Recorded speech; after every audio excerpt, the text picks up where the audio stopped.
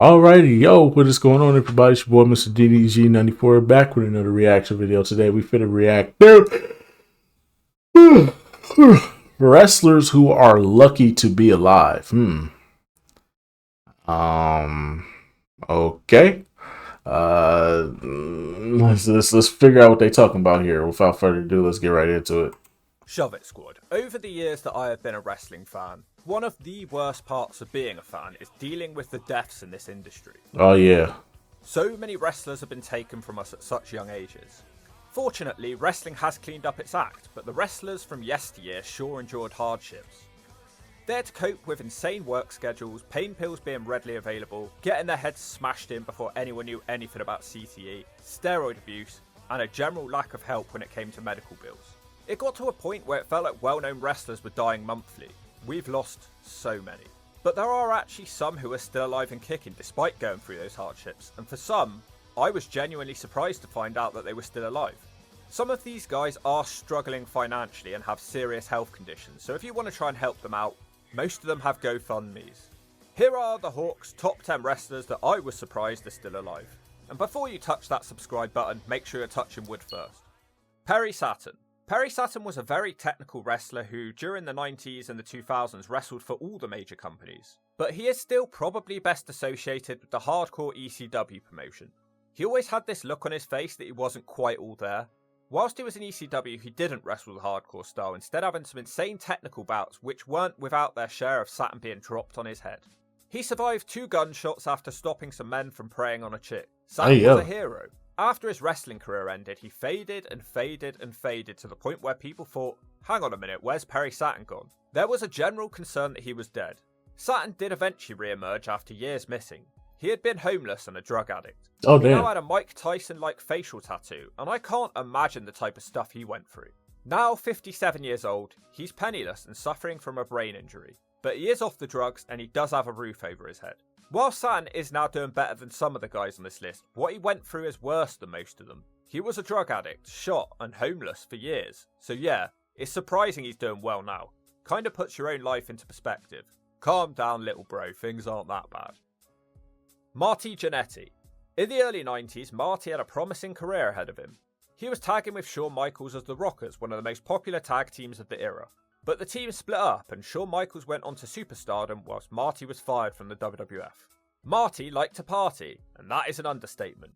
He was out of control and really loved his Charlie. After his run with the WWF ended, he was unable to stay in any company for long, which is a damn shame because Marty was an extremely promising wrestler in his younger years. Jannetty is also known to lie about a lot of crazy stuff. He used to go on drug-fueled social media rants where he would confess to murders. The drugs and the partying weren't the only causes of Marty's downfall. An ankle injury he suffered in the 90s caused Marty to struggle in the ring where he used to be so reliable. As Marty's career was failing, partying became his main focus. His ankle is still terrible to this day, and this year Marty revealed that he will need to have his leg amputated. Rikishi. I'm told lots of people thought that this man was dead. He's not. This iconic member of the Inoue family was an entertaining wrestler throughout the 90s and the 2000s. Rikishi was a victim of a drive-by shooting when he was just 17 and he still carries a large scar on his abdomen today. Reportedly, he died for a few minutes before being revived. Rikishi is a very large man, weighing in at over 400 pounds. It's said that each ass cheek weighed 100 pounds separately. Large wrestlers have usually not had much longevity in life. Most died young due to the stress on their bodies. Rikishi's weight problems even led him to leaving the WWE in 2004. On top of the drive-by and his weight problems, Rikishi actually did 1 or 2 crazy dives in his career, which just shouldn't have been possible for a man of his size, but this is why he is a legend. Raven. This list is quite heavy on wrestlers who use the hardcore style, and Raven fits right in with them lot. Raven spent lots of time in ECW, which was known for its lenient attitude towards drugs. Even the ECW manager Paul Heyman knew about Raven's needle usage. Raven's drug problems were so well publicised that they were occasionally used for wrestling storylines. Something else that he got in ECW was shots to the head with weapons on a nightly basis. Raven says he's feeling no ill effects from this.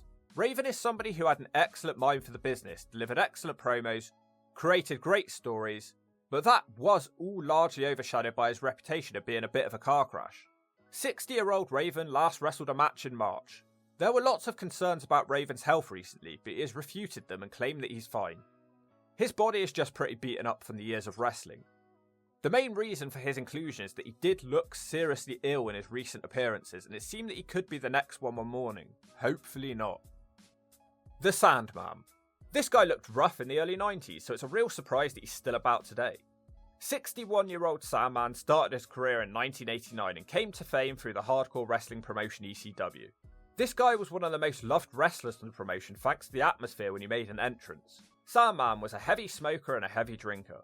He would split his head open before every match by bashing a beer can into it. This is clearly a man who isn't afraid of anything. Sandman had serious drug addictions. He even died one night from injecting Bane, but he was revived and even wrestled a match that same night. Then he went straight back to doing it. You know that you're insane when Raven is the man trying to talk you out of doing it. On top of his many addictions, the Sandman wrestled a pretty high-risk style. He wasn't afraid to hit dives and hurricanranas. The only saving grace for the Sandman is that once ECW closed down, he couldn't remain employed anywhere long enough for his body to fully break down. Jake Roberts. Jake the Snake might be surprising for some of you that he's alive, but in the last few years his recovery has been well publicised and this might not be so surprising anymore. Jake Roberts can thank his recovery down to DDP Yoga. This is a yoga program created by another former wrestler, Diamond Dallas Page, which has helped multiple wrestlers get back into decent shape. When he was younger, the Snake had his voice box damaged by an Olympian and he was forced to talk strangely for the rest of his life. Throughout his career, Roberts battled with drug and alcohol addiction. He went through 3 separate marriage breakups due to his addictions. He even had to battle cancer. Roberts was in such bad shape that he basically made DDP Yoga famous as he was the first major recipient of that help. None of the rehabs worked for him, but DDP Yoga did work. Now 69 years old, Roberts is signed to All Elite Wrestling in a managerial capacity. Ric Flair. Flair is one of the most famous names in wrestling of all time. Considering his career started in 1972 and it only ended 2 years ago, he truly has had one of the longest wrestling careers. During the 70s, Ric Flair survived a plane crash which broke his back. Yeah, that's crazy. He was lucky to survive that one. Whilst Flair was incredible in the ring and is a household name, by the year 2010 fans were sort of tired of seeing him. As a kid at the time, I thought that he was 70 years old back then. He had slowed down a lot at this point, but he was still extremely entertaining. The most concerning thing for me was the colour his skin would turn, a dark red colour whenever he wrestled. It was scary to see this happen because it's not something which should be happening to a human being. Flair put everything into his promos and they were extremely entertaining, but once again, the shade he would turn made you worry for his health. In 2011, Flair wrestled what everybody believed would be his final match against Sting. Fortunately for Flair, he has not been a massive steroid user and he's wrestled a pretty safe style for his career. The Nature Boy was not playing a character, he was the real deal and he was as crazy as he looked. Imagine picking up almost 150 speeding tickets in your lifetime. In 2017, he had to have part of his bowel removed, which caused Flair to have a kidney failure and be placed on dialysis. In 2022, Flair came out of retirement to wrestle one final match. Nobody really wanted this, and the main concern for Flair was his health. Somehow, this final match went 26 minutes, and Flair suffered a heart attack during the actual match, but he survived, and he's still with us today at the grand old age of 75. I gotta sit the fuck down, man. Still alive today. Mick Foley. Mick Foley is one of the most famous names from the 90s wrestling. The fact that the shit that Mick Foley put himself through for art entertainment, dude. Give this man his flowers, dog. Give this man his flowers, bro. The fact that this man put his body through what he put his body through, Jesus Christ, dog. Oh my God! Oh my God! Oh my God! Yeah, bruh. Yeah. The fact that he's still alive and kicking and talking and supporting the Democrats against the Undertaker, yeah. He definitely, it's good to see that he's still alive and kicking for sure. He wrestled as Cactus Jack, Dude Love and Mankind. Now 59 years old and retired from in-ring competition, we're all glad Mick is still with us. He actually pushed to wrestle one final match on his 60th birthday, but several doctors warned him not to as Foley is suffering from much dizziness. He can also barely walk anymore. Foley became a household name during the Attitude Era for his crazy Hell in a Cell and hardcore matches. Some of the falls that Foley has taken have never been replicated to this day, making him stand the test of time as a true legend. But it was these crazy matches which have led to Foley being in such poor health today. He came so close to death multiple times and even had half his ear ripped out and 2 front teeth knocked out. Foley was closing in on the 400-pound mark, but thankfully he's now losing weight through healthy eating. Whilst Foley didn't have the drink and drug problems like most of the people on this list, his falls were crazier than anybody else on this list, and it's a miracle he's still with us today. Jeff Hardy. Fortunately, both Hardy boys are still with us, and Matt isn't as mobile as he used to be, but Jeff has taken way more insane risks over the course of his career. And if he wasn't such an insane stuntman, he probably would have died.